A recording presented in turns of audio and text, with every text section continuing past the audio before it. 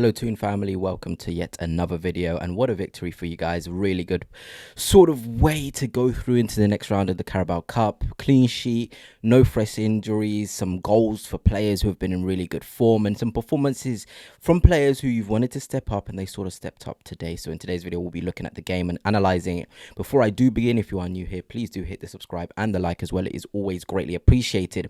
And where I actually want to start is with this ridiculous set of stats for Eddie Howe in the Carabao Cup. The way he's got not Manchester City, I can even call you Manchester City, with how many Carabao Cups those guys won. You guys look like you could do the same thing. I mean, in 30, you've played what, 18 games? Nearly read that as 30. 16 wins, 2 defeats, and 30 goals scored. He's had 3 seasons in the Carabao Cup, and he's got himself to a final twice. Eddie Howe is a phenomenal coach. I feel as though he's somebody who's quite underrated, to be honest, because picking up where Newcastle were, he's turned them into a machine. Like, I'll give you my honest sort of opinions. After the game, I went to the Arsenal game, and I was like, please just don't give us Newcastle. That is the sort of thing in which Eddie Howe has built at Newcastle. You don't want to play them in this competition. You don't want to play them full stop. You don't want to go to St. James's Park. I'm already thinking about the semi-final and potentially facing Newcastle in a semi-final. I just do not want that. And that's what a phenomenal manager does, actually. They revamp a team who, in the past, nobody would be really scared to go to St. James's Park to play against Newcastle. But now you feel that. You know, 2025 winners, 2023 runners-up, 10 clean sheets. It's not even just like they're scoring a lot of goals and conceding a couple. They've only conceded 9 and scored 30. A positive 11 goal difference in this competition. This should not be ignored. And if he wins it twice in a row, I think he joins 2 other managers who've done it. Pep Guardiola, Sir Alex Ferguson, and somebody else. I forgot the name. But that just goes to show how incredible Eddie Howe is as a manager. He's got Newcastle United to be an absolute machine in this competition. And when you're looking at the machine, like where Newcastle United are going, I know not all of these performances have been phenomenal, but that's 3 wins on the bounce. Momentum has been with Newcastle United now. Fulham was tough, and I read the comments. I saw what you guys were saying. You were saying it wasn't the best performance, but we got the job done. Sometimes you need that. The good performances will come. Even against Tottenham, would you say it's a stellar Newcastle United performance? Not really, but it was one which got the job done. Imagine going up against Tottenham with a European talented squad like Tottenham do have, even though I don't like them. You can go into that game and be like, we got the job done. That is where Eddie Howe has taken Newcastle United, where you've got home games against the very best teams, and you can be like, we got the job done. We did what was necessary in that game to win it. You know, it's genuinely really, really good what Eddie Howe has done with Newcastle United. And like I've said, 3 wins on the bounce. Now you're looking at West Ham. Can we get 4? Look at how West Ham have been doing. They've not been doing great. Then when you get in that 4th, you now start to feel even more confidence within the camp. I don't know about you guys if you've been following, but William Asula, the vibes in which he's been showing on his social media platforms, you can just feel the squad. It's at harmony, it's at peace. You know, Jacob Ramsdale, Malik Thiaw, Wissa, who hasn't even played a game. There is this connection off the pitch, and you're starting to see that connection on the pitch to the point where you don't have to play really well, but you can have moments of brilliance, moments of really good individual play, team play, and you'll win games. It's as simple as that. Newcastle United have got a squad which can really compete on most fronts this season. You've seen 3 different competitions: Carabao Cup, Premier League, and the Champions League. 3 wins, you've scored 7 goals here, and you've only conceded once. You know, everyone talks about Arsenal's phenomenal defence, but Newcastle's defence has been really good. Malik Thiaw, Shaw, Botman, whoever has been in the centre-half position has really stepped up and showed a lot of quality. And that's all you can really ask for as a Newcastle United fan. And I'm sure the confidence is high within the fan base as well.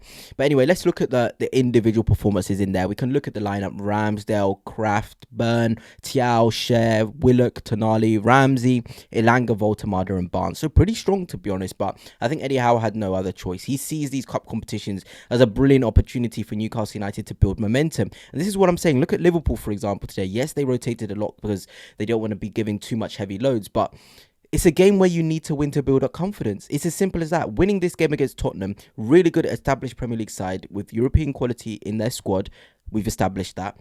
To go to that game and win it is huge. It genuinely is huge for the confidence within the camp, where you can see this lineup and be like, yeah, Okay, well, that's enough to get the job done. That's enough to win the game. And there was really good individual performances. I want to know Aaron Ramsdale, for example. And as an Arsenal fan, there's one particular game. It was West Brom in the Carabao Cup. Aaron Ramsdale made his Arsenal proper debut, full sort of professional debut for Arsenal. And he was great. He was great. He was making some really good saves. His passing out the back was really good. And the sense I'm getting from Newcastle United fans, and even watching a couple of the clips that I've seen from him tonight, is that it was almost identical to that game. You just felt like you can love him for that performance. The saves he was making, even the highlight reel, really good saves, shot stops. The one which fell to the edge of the box to Pat Matej, diving down, and he saves it really good. Even with his feet, I think he had 17 out of 23 completed passes. That's really good. Out of the 23 attempted passes, he completed 17 of them. That is a really, really good return from Aaron Ramsdale, and a performance in which would maybe make Eddie Howe think a bit more about Nick Pope, who's been in great form himself. But Aaron Ramsdale on the ball is one of his strongest attributes. And you can think about it, once he gets more games, he'll keep growing. He'll get more confident to play those sort of passes. I think he's a long-term investment. Somebody who can certainly be Newcastle United's number one. Somebody, I think, let me know down below anyway your thoughts on his performance, obviously. Was it one where it turns your head and you're like, this guy could definitely displace Pope, and he deserves to? Because just judging off that rating, 9.4 is a ridiculously high rating. It genuinely is for a goalkeeper. So I've seen a couple of the actions from the game, and it looks like he had a really good game. Even Cher, coming in, scoring that goal, really nice header from him. Defensively in the duels as well, did really well with Malik Thiaw. He's just pure class, Malik Thiaw. He genuinely is. And of course, Nick Woltemade scoring again, 6 goals in his first 2 months as a Newcastle player. He's a superstar. It's not even just the goals he scored. It was a brilliant header, cross into the box from Willock, great header. But it's the layoffs, it's the flicks, it's the different types of actions he does in the game where you feel sort of confident with him there. You look at Alexander Isak, and this is not me comparing again, but it is me comparing.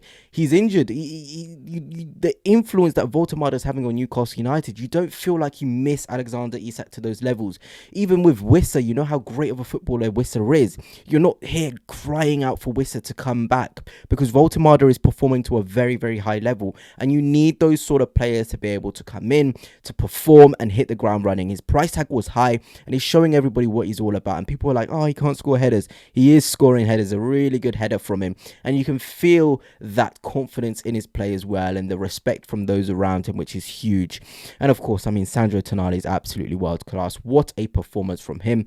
He's such an impressive player. So 2 out of 2 tackles, 3 interceptions, 1 clearance, 1 block shot, and 7 recoveries, an 8.0 rating.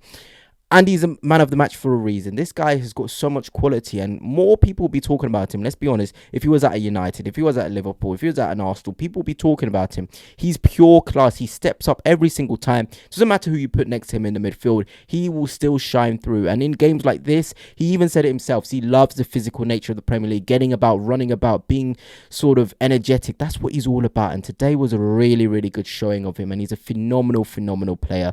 But what a result for Newcastle United. Fulham next in the Carabao Cup at home. I have full confidence that the Toon will make their way through to the next round. Then the semi-finals are on. Then you're already looking towards the final and another chance at another Carabao Cup.